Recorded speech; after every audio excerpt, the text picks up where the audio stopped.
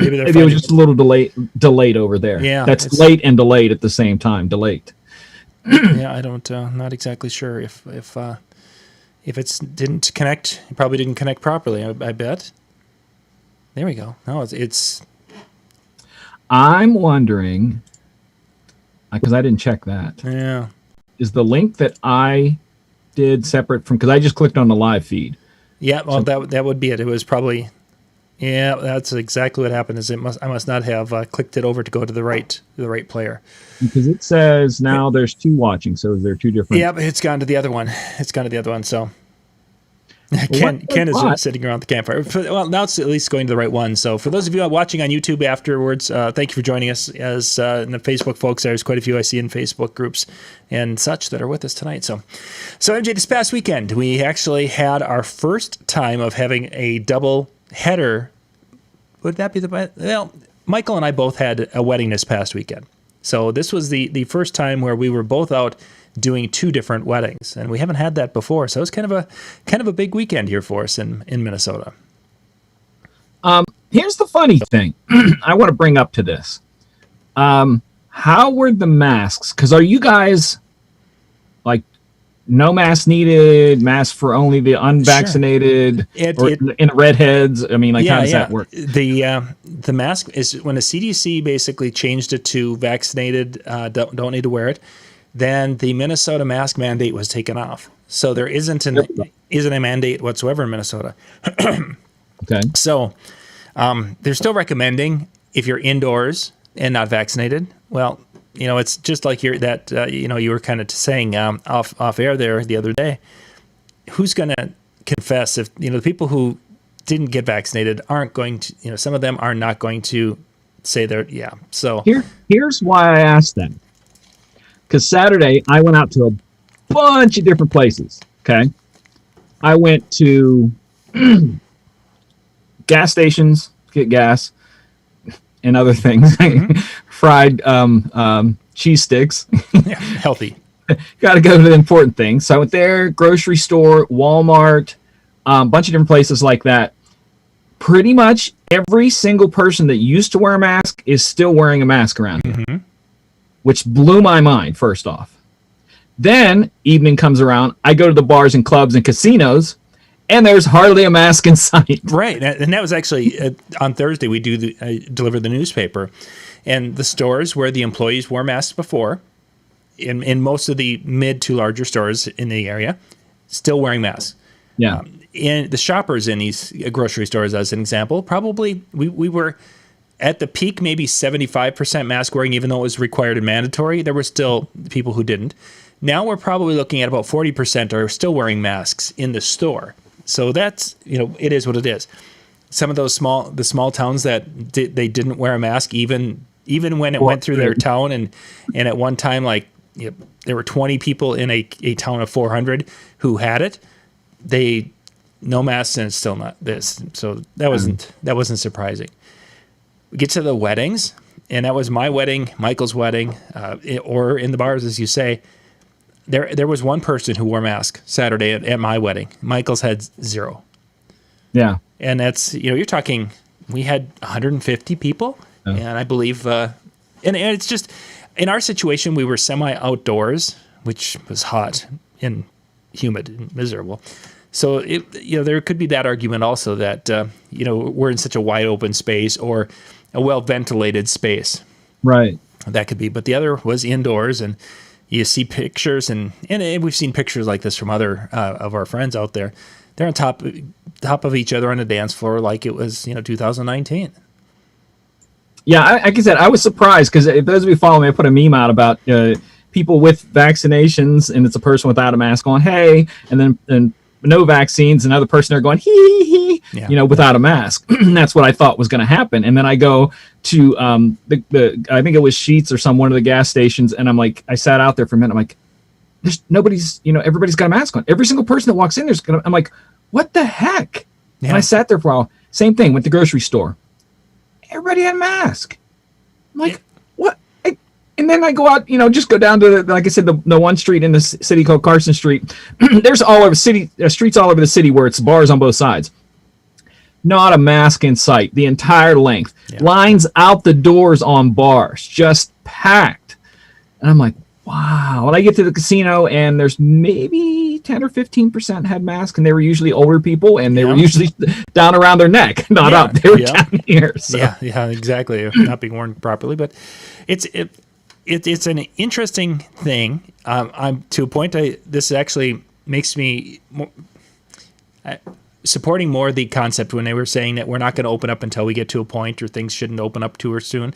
And granted, some states opened up and there haven't been the rush of it, but it's just a proven thing that if we would have opened up in October and stayed open through October, December, and had events, people weren't going to do what they should do to protect themselves and protect others as well as we would like to see it. So, it was a tough year, and I get that, and it was, but I'm just glad we're getting to the point now where we're seeing the other side of it, and we're working our way out of it. And we had two great events this weekend, and in some of the younger people weren't vaccinated, but most of us over 40.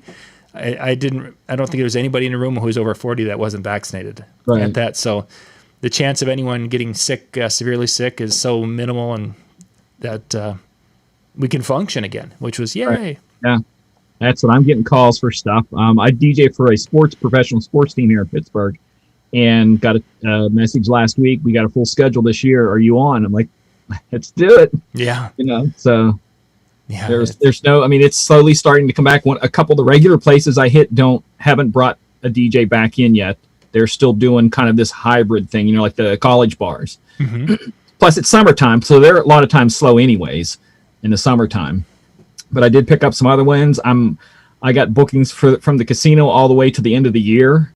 So, so stuff's coming back. I mean, I think it's slower on my end a little bit than I think the wedding people in the mobile guys. But here's the thing that I'm going to get your thoughts on.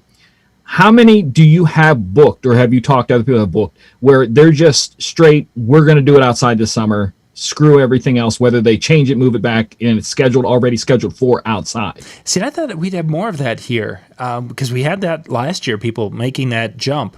But they were making the jump to outside, but they were cutting back on the entertainment side of it. We're going to do just something small in the backyard type of thing, and they didn't have a DJ. I figured we'd see more. My friends on the East Coast, you're seeing them move into a tent in the backyard, venues, buying tents, and that's what they were doing.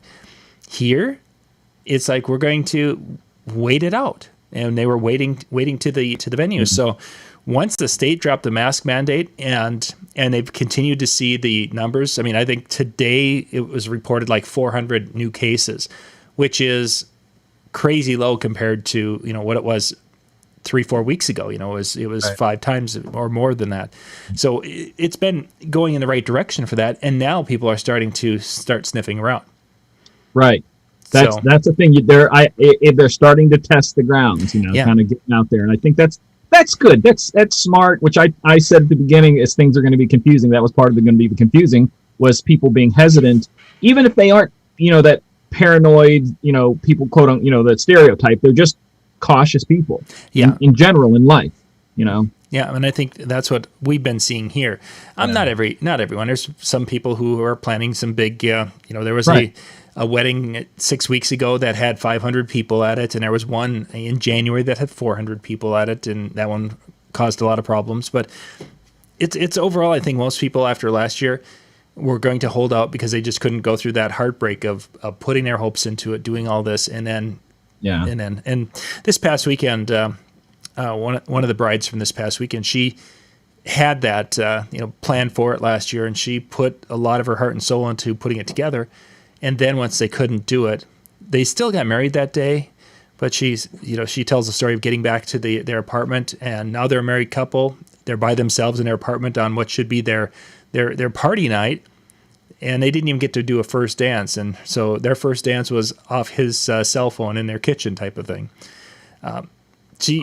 She was so excited and so fired up for Saturday night. It was just kind of fun watching as they were decorating and just the energy that she had, and she was, this was a big part of what she wanted to do with that wedding, or the reception was a party with her friends, and she really was looking forward to connecting with them. So I really wonder if they would have had some stronger restrictions, how she would have handled that, because she did. It was, there were 80 some people there at the very end of the night who were very close friends and family. And if she had been limited to 80 people, I don't know. Right.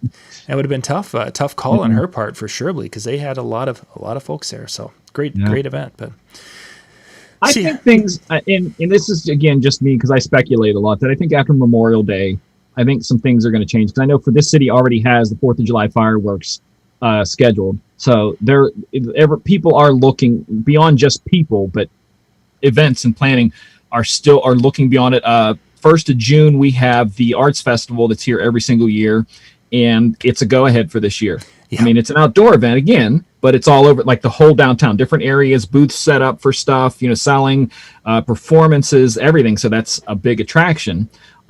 So after Memorial Day, maybe between them saying things change and people going, I'm just going to go out, it's a nice day, sort of thing. Yeah, I think it's going to change at that point. Definitely see that as we go through. And one area that I talked to a couple of different DJs who were involved over the weekend, and the catering person and a few other people who are working photographers. All of them are telling stories of either knowing of DJs who've left the industry, and then in our area, it's a small community, so people know who the main DJ players are, as an example, and they were saying that so and so is out of it, and he's probably 15 to 20 years. This guy in his company, he's stopped doing it. And he's been doing it for 10 plus years.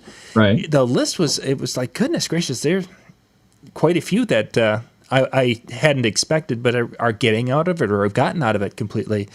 And the venue manager was saying that he's getting brides come up and asking, it's like, we can't find a DJ.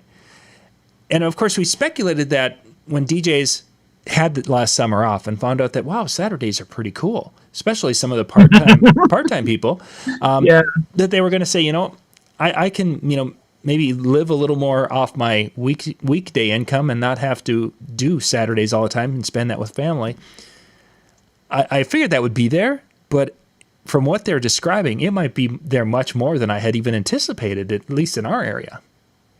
When you realize this is this thing that me as I write, the book that I'm working on, that I write in there about the opportunity that I have to chase my dream like this, that if you get yourself out of debt and realize how to live that way, it frees you up for a lot. So I can see a person who works a day job going, well, this past year, I didn't spend hardly as much as I used to, got to do fun things.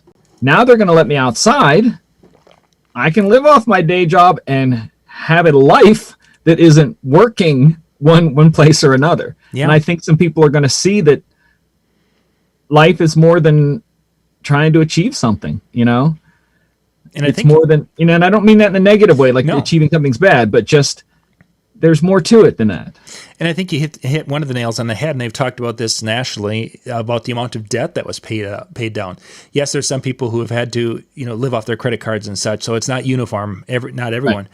But the majority of people in the United States have been able to reduce their debt load from 2020 and early 2021. And part of it is due to the unemployment bump, and the other is part of these little stimulus money that came in. So you've got a family of 4. That there were some nice checks that popped into your account, and if you were still working, husband, wife still working, kids were doing their thing, whatever. So paying that debt down definitely changes, and I think for some people, and even in ourselves, we didn't have. Every time we go cover a trade show, it's between $2,000 and $5,000. We some years have covered 10 trade shows. We didn't cover any last year. We went to the Vegas, and that was it. So, you know how many miles I drove last year? 4,500 miles the entire year. And what would you typically do, you think?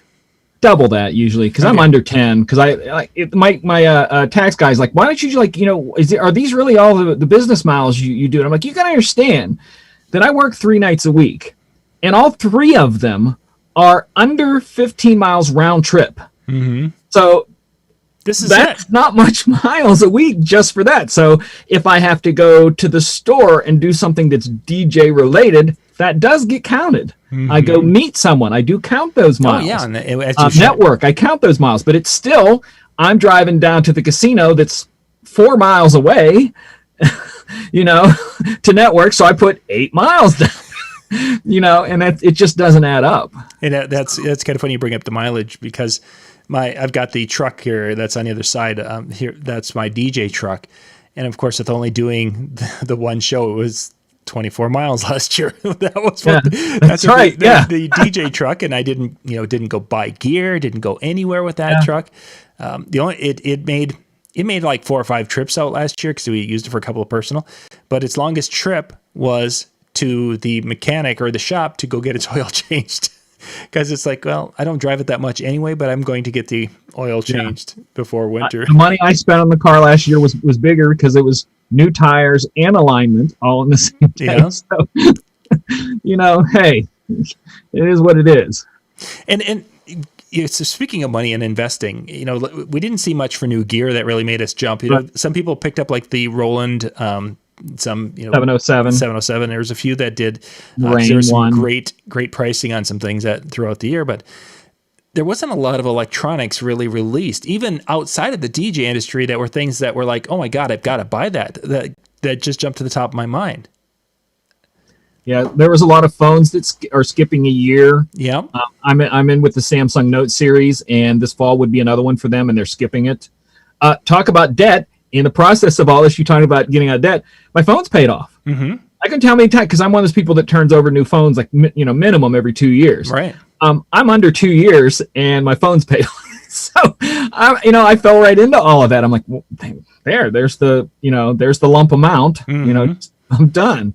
So I don't know. It's going to be interesting as this year continues of what companies are going to come out with stuff and what people are going to spend.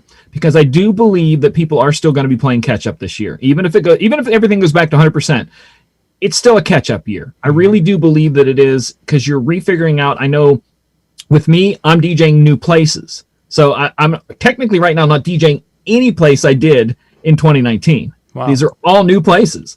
And I'm guessing, like you said, that some of the people in your industry quit. So there are people filling in stuff that they've never done before at venues, picking up maybe a bigger audience, maybe buying some gear for a bigger audience. I have a friend of mine. I'd ask you about the wireless transmitter things. Yep. She's moving on to doing stuff like that. And she just did a gig on Saturday where it was 2 floors. And so there are people like them going, well, I want to advance this. So I think you're going to have both. And it's going to be interesting to see what the companies come out with to balance that. Because we were just getting gear thrown at us before. Mm-hmm. And I literally believe that. Like, I love Pioneer to death. But it was like every time you turned around, they come out with a new controller. And I'm like, you got it all already? It's MK2 this, MK3 that. But they've only given us a couple. Not that we needed more, because they did cover everything. But I'm interested to see with them and Denon. I'm a Denon person. And I'm curious to see what their next thing is. They put out those 2 little things. I'm currently looking at Denon going, there's nothing I want to buy from Denon. So am I going to switch brands? So we're talking about all new things here. I'm DJing at different places. I'm buying different brands. Mm-hmm. Who knows? Yeah. So I think what's going to be up in the air is how everybody on both sides of the industry, I don't want to say it more than both sides, but we still look at the club bar, the mobile person. Both of those, I think, people aren't as linear in their travel and what they do now. They're venturing out and coming back in and this. And I think that's going to show in what they buy, both, in physical gear to DJ on lights, sound, everything. Mm-hmm. I think that's going to change. And what will the companies, how will they respond to that? Yeah. And can they predict where that change is going to be in the direction that will become the most popular? Are you still hearing stuff about shortages for certain types of electronic hardware for some of the companies? Yep. Okay. Yep. We're still, and there's a few. There's been a few things starting to come through a little bit. Ben was saying, but there are still some major manufacturers that are several months out with gear. You have to think that a lot of those take a small capacitor or something.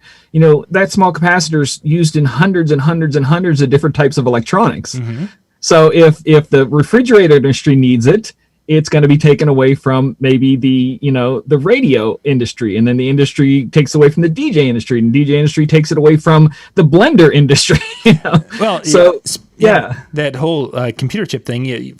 This past week, Ford started really pushing their new pickup, their Lightning truck, the first fully electric truck. And I was talking to a Ford, normal-looking electric. Yes, normal-looking electric truck.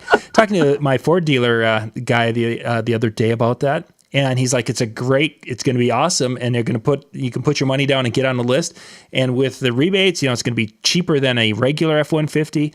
He said the problem is that they're predicting it will be available in 2022. He goes, "You didn't hear from me, but it might be 2023 into some people may be getting early 2024 just because they're so far behind. And if they get, a massive amount of pre-sale, which with the federal rebates and different things, you can get into that truck very inexpensively."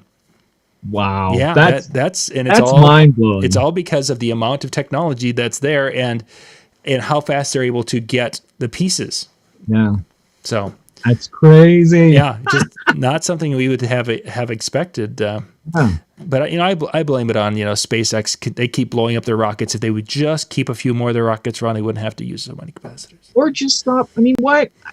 Don't get me started on that. We have people on this planet that are going without clean water, yet we're sending continual robots to Mars. Yeah. The freak, people, prioritize. Yeah, exactly. Help the people here first, and then when everybody here's got food and water and all that kind of, vaccinations for things, in other countries where they're dying of stuff that we don't have here, and, then we can start looking beyond the planet. But then again, you've got to find a spot to be able to open up the next McDonald's. Or Starbucks. So there is no joke. A few years ago, I was up at a mall in your area, the Mall of America. Yeah. And I was curious to count how many Starbucks there were. And there was a Starbucks on every single level of that place. Yeah, and it's a huge mall. 5 stories and ginormously big. And there was you couldn't drink your Starbucks quick enough before you came to another Starbucks. One, yeah. You could try, but you'd have the frozen ice cream headache. Yeah, for real. Yeah. So this weekend, playing with Virtual DJ, and we've talked about this before. I've mentioned it before, how much I love that STEM technology. Mm-hmm. Oh my goodness gracious, that's just so absolutely cool. And I don't know if the last update that they just did actually improved it. I couldn't tell you because it seemed on a couple of the songs that I had worked with before that it was giving me more of the song. Mm-hmm. It's still taking the vocal out, but I felt like I had more of the song. What is interesting about this on a Macintosh, and I wanted to find out if you see the same thing. If you do a pre-compute of the stem, so you grab the folder, I'm going to pre-compute, does it just make that processor, that computer work hard on your side? Well, what it's doing, you understand, it's also every one you pre-compute is, let's say your song is, I'm just going to use this number, 20 megabytes long, size-wise. It's making 4 copies of that. So you've got 5 20 megabyte files that cover the one thing. So it is scanning everything for all of those. It is processing where they're going to be. That's why they've upped it to where instead of it being just a cutoff, it has a I don't know what you call it, an AI that adjusts with it as it's scanning, as opposed to it playing live and you just turn it. It's doing it ahead of time so that when you play that, it's already figured it out tighter. That's why it's looking tighter. But it does take a little process because it's doing 4 scans. 5, because it's doing the original scan for the waveform and then the stem scans. And then there's another scan it does, and I don't remember what it is because they had 2 before and then the stem scans. So technically 6 total scans that it's doing. So I don't pre-scan mine just because I'm not worried that much about it because all I'm kind of doing is dropping stuff out and, a little here and there. Right. But they did up it a lot, yeah. So we were getting the computers all lined up and ready to go. And Michael and I both have, I think, 2014, 13, 14 laptops with the MacBook Pro. And then they were beefed up as much as they could be at that particular time. I started his, and I had the big power supply on, the proper power supply for it. Started it, went away for a couple of hours, came back, and you could just, it was battery was going down. Came back, I think 6 hours later, and again, it was plugged in the whole time, and it was down to 5%. It's like, well, I better shut this off because the when it's scanning those things, it just uses more. Are you energy. scanning like the normal scan? Is that what you meant, or are you doing the stems scan? Yeah, the pre-compute stem. That's brutal. Yeah, that just taking up more. You got to figure that if you're, depending how many cores your processor has, if it has 4 cores and it's doing a 4-part scan, it's using all 4 cores just for that one process. Yeah, and it's but I don't have that problem on Windows, though. Just so you know. Yeah, that's what I was going to say. You're probably not. I really don't. I mean, again, I tell people you got to buy the right computer. You can't go out and just drop $500 a computer and go, oh, this is everything. It's the new. No. You got to have something that has a little bit of beef. Yeah. That's why I carry that ginormous computer around, because it never bogs down, and I'm okay with that. I sacrifice the small carry. I sacrifice the long battery life for that, because I don't. And when it's in charge, if it's plugged in, it's not going down ever. I mean, I could do 100 million things. That battery's not going down. Yeah, and really, this is one of the first times with any. Yeah. And it happens on both of our laptops if we're doing a pre-computed stem. There's a setting on there that you can reduce what it does in the pre-compute, or you can pre-compute. Like, do you feel that you use only pull the vocals in and out? Is that pretty much all you do? Or yeah, pretty much. I've tried some of the other things. You can do a scan just for that, so where it does not split the drums and the kick and all of that off. It only splits the vocal from that. Makes it simpler, smaller, but yet gives you what you need. See, that would require me, though, to be really dedicated in only utilizing that. Highlight. I like pushing. Right click, scan, and then there's 4 check marks. Uncheck 3 of them. Yeah, but I like when having the ability to push those other buttons, push the bass button, push the vocal button, push. Oh, okay. I push the hi-hat button. I just technically you can still do those without pre-computing, because I don't pre-compute. And it just does it ahead of the playback. But not as well, because it's doing it on the fly as opposed to actually scanning each part thing to make it clear. So that's what you're hearing, the full scan, as opposed to doing it live and you just kind of. Okay. So that might be also why then because I went through some of our most played folder type things and did the pre-compute scan on those. So we'd have a better. Can't hurt to do that, because that gives you the option. If you have the space and the time to do that, go for it. I don't fuss, It's just for those of you out there, Serato did put out a new update today too, because we don't want to leave you guys out. It's a 2.5.5.5 2.5.5.5, yeah. Which they worked with the play count, which they call plays. That's what they call it. They don't call it play count. They call it plays. It helped with that. It helped with, how virtual you can choose to make the sound come out of the computer, make the sound come out of this or that. You can kind of choose that. Well, Serato now has that ability, and they upped the way it does that, so it does it better. So that just came out today for both Serato Pro and Serato Lite. So if you have that, you can go update it. I was playing around with a little bit today. A little difference, but they're working towards that. And I don't know. Are we allowed to talk about what we were told the other one they're working on? I'm not sure. Should I throw it? I'm going to throw it into the. How do I get the chat open here for us? Oh, there it is. Hold on. I'm going to send a message to John. I'm not. I'm not. You want it on Facebook, or do you want? Yeah, you're right. There's fine in the chat. I just opened up that window. There we go. Are we allowed to talk about that? I've talked about it. I was going to say, I don't know if I saw anything on that. You were the one who told me about that. Did I send you a press release on it? No. This was in 2019. They were working for it towards 2022. Yeah, because they were gonna have it for the iPad, right? No, not mobile that way. Sorry, I'm just gonna say it. Yeah, go ahead. They're gonna basically what they're gonna have is they're gonna have Serato Lite for the beginner, Serato DJ Lite. Sorry, I have to say that because there are different names for these things. Serato DJ Lite, Serato DJ Pro, and Serato DJ Mobile, designed for the mobile DJ. Okay, there we go. And that's where I think that some of these are going towards people who work that side of it that don't want just the mix, or they don't want the Serato Flip that does all the looping and stuff. So that's something to think about as we move forward into that. And Virtual DJ is right on top of all this. John was talking about the stems. I don't know if you know, there's this guy on this thing called Disc Jockey News that does videos about virtual DJ. Really? And he did a video a while back about the fact that you can put effects to the different stems. Mm-hmm. So I can scratch just the vocals if I'm playing the song on the right deck and I have the stem effects set to vocals. I can grab and scratch just the vocals on that same deck as the song continues, or throw an echo just on the vocals only. That's the next step up with them, and they're going to continue building these things. I think they have some cool stuff coming.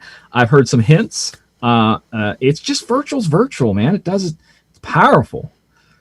I know people are tired of hearing me say that, but too bad. Yeah, and it's the reality of it. And I think that's something from this past weekend is that we saw is that Michael is doing a wedding, and he ended up doing some of the same type of mixing and such that he has done at high schools for a large chunk of the latter half of the dance. Yeah. And it just kept that energy on the floor just as it would in a club. But this is, a range of 21 through 50-year-olds who are on that dance floor. Even at my event, I even had a little bit older group, and it was still doing some beat mixing using that stem technology. So I'm not having vocals stepping on vocals. I can drop the vocal out of one, bring that up, and mix the two together. I think I did it a dozen times Saturday night, and that's at a barn wedding that I probably wouldn't have even thought of doing that.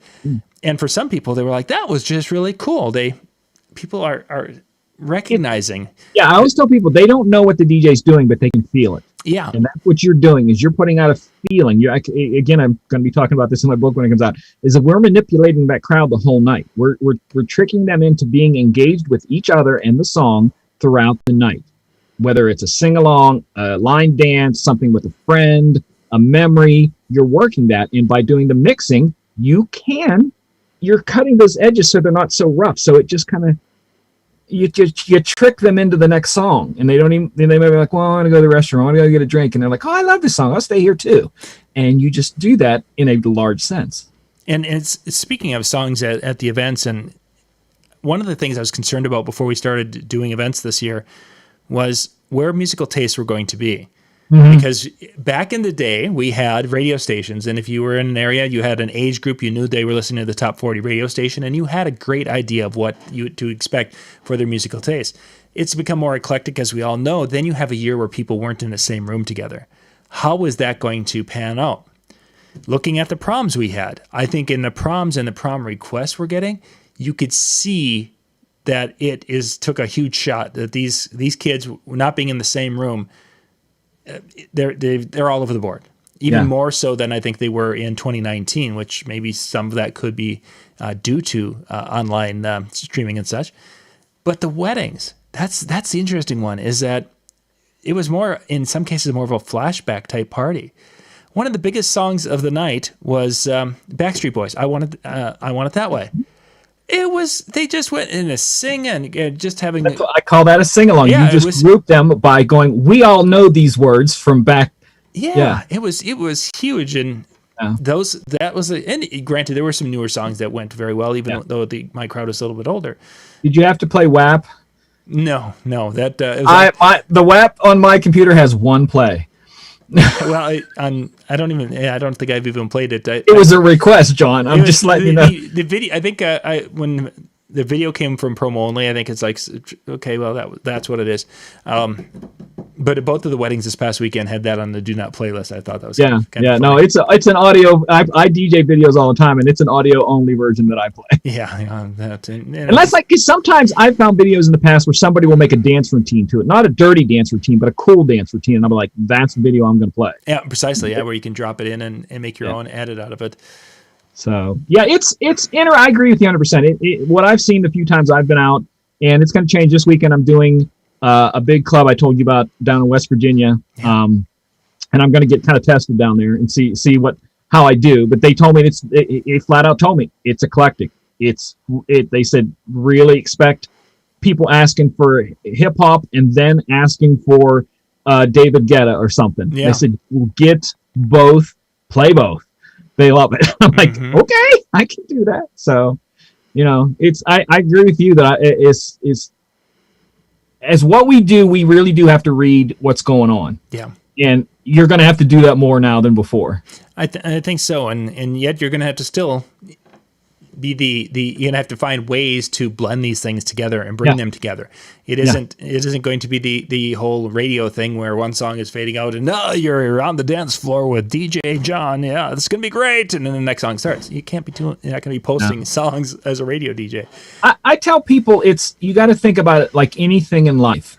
People don't change. Okay, when something changes, it's usually the generation that was against it passes away or goes. We'll just say goes away. So as the generation that is used to hearing songs mixed, whether it be on the radio shows, nowadays it's the stuff that's on online.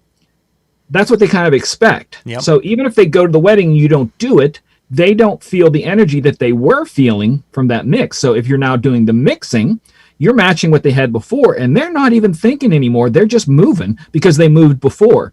So as the older generation kind of backs away and the next generation comes in, when I say next generation, I'm including, the 50-some people and under, because that was a different era of music. People who grew up in the 80s and 90s. You're going to see that much more accepted as an absolute okay. Where I literally 10 years ago were hearing guys complain about, well, why is that DJ mixing? It's the middle of the afternoon. Why would he mix? And I'm going, did you just bump your head, dude, or something? I'm like, what are you talking about? He's like, I used to spin here and we wore funny hats and did this. And I'm like, wow, that was a long time ago, because that's not what they want now. Yeah, things have changed that way. Yeah, that's not weddings. That's other places like ski resort. That was one of the things that they used to hire DJs there, and they would be interacting, talking constantly. Now, no, your job is to play music. Mm-hmm. Yeah, that was back when we were starting to hit the conventions back in the early 2000s around the country. Todd Mitchum was one of the guys who was that guy at the family parks and different bars or venues that he was working. Yeah. They did that. They did the funny shows, the stage shows, and they had to get people up on stage and cluck like a chicken type of thing and win a T-shirt. That was that time. That was that window. Yeah. And it's interesting. Every once in a while, somebody will see some of that and it's like, oh wow, look at there's a 1990s DJ. Yeah, that's what it was.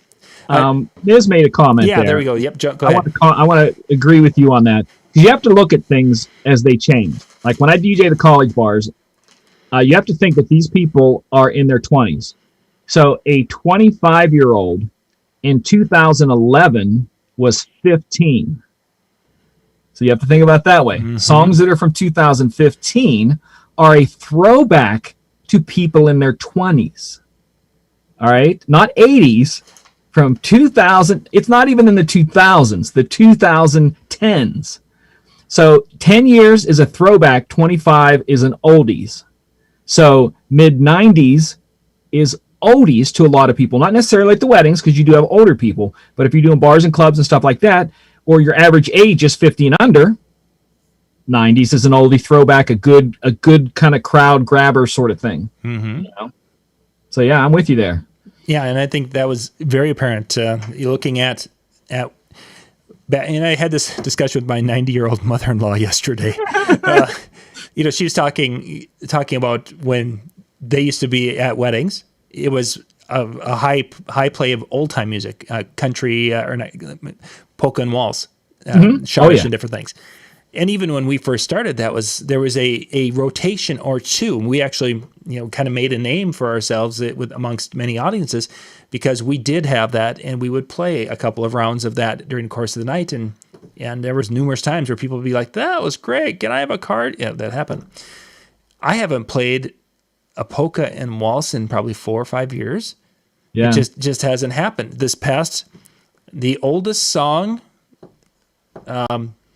Chicago's "Color My World," I think, might have been, and it wasn't because it was requested. It was in that my cocktail set. It's just otherwise everything would have been. There were a few 80s, but it would have been, mid 80s and newer. Yeah, that's the thing with the DJ. I always tell you that you have to change, because I don't care what group you're standing in front of, they're changing. Mm-hmm. They may be changing some areas faster than other people, or slower, but they're not. What you did 10 years ago is not what you're going to be doing now. And if you are doing what you did 10 years ago, you won't be employed in 10 years. I mean, it's that simple. Things change. And if you're able to just move, like, I'm a good example of this. I can't stand the music I play, but I change with it because it gives me a steady paycheck. Exactly, yeah. It's totally different for me, because if you look at my playlist, because I'm a YouTube music person, and Spotify and all that, it's all like dancey, fun, happy, different things. Stuff I play is all straight up top 40, whether it's top 40 hip hop, top 40 pop, whatever. That's all I play. I don't play, well, Friday, because I told you it's an eclectic crowd, they may ask for some Guetta, but that's not the overall, So it's interesting. And I saw this, believe it or not, in Vegas when we were there with the other DJs that I was dealing with. They didn't see a crowd wanting anything fast. And I'm like, drop some Bruno Mars. Just stop thinking hip hop. It's a different crowd. These are people who are industry people that work there. They want to go out and have fun, They're not kids. And they also want something that is recognizable that they can sing along to, and they can shout out the refrain, what have. Yeah. And that's sometimes I think we lose sight of that. And this takes me over to the Twitch topic, which I wanted to hit tonight. Okay. Is are we done with Twitch yet? And nothing against it, but I mean, there's still a lot of people who are being paid by companies to go and do Twitch things. When I'm out there doing Twitch and some of my friends are watching, I get that. That's cool. When I see a company who's paying a DJ $2,000 to go in and do this and have their logo on it, and it's being seen by 4 people, it's like, seriously, if this isn't the most asinine waste of money. I look at it this way, and I heard some guys describe this recently in a podcast, video podcast. It was either the Road podcast or Mickey D's podcast. And somebody asked a question: do you think that clubs, bars, festivals will start to hire some of these Twitch DJs that have a big following? And everybody's like, oh, sure, man. You got 1,000 people watching you online. Club's going to hire you. And somebody else is like, no, think of it like this. Who is listening to that DJ on Twitch? Yep. Are they people that are going to go out to the local club where you're paying him to come and DJ? No, because number one, majority of them probably aren't even from that area. Number two, a person who goes to clubs is going to go to a club to hear music. They're not going to go, oh, I want to hear the DJ online. No. You're just two different crowds. So I think it can continue because there is a crowd that wants that.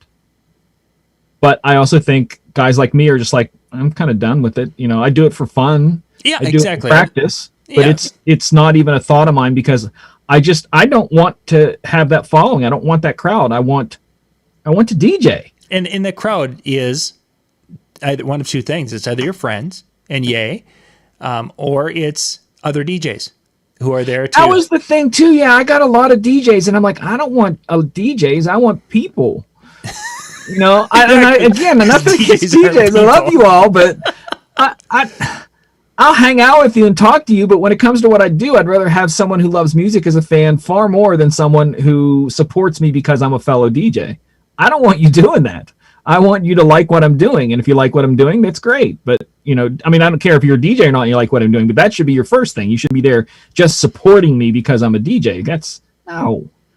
Because I'm not going to lie. I'm not supporting you if I don't like what you're playing. Just simple as that. I'll go hang out with you. Call me, hey, my car's broke down. You need help? Absolutely.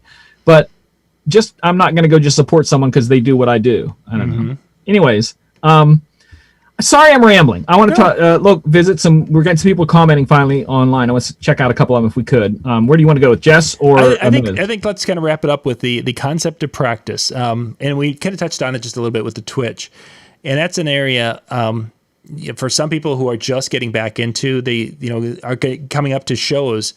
How have you, beyond the Twitch side of it, how have you been able to practice and keep sharp over this downtime?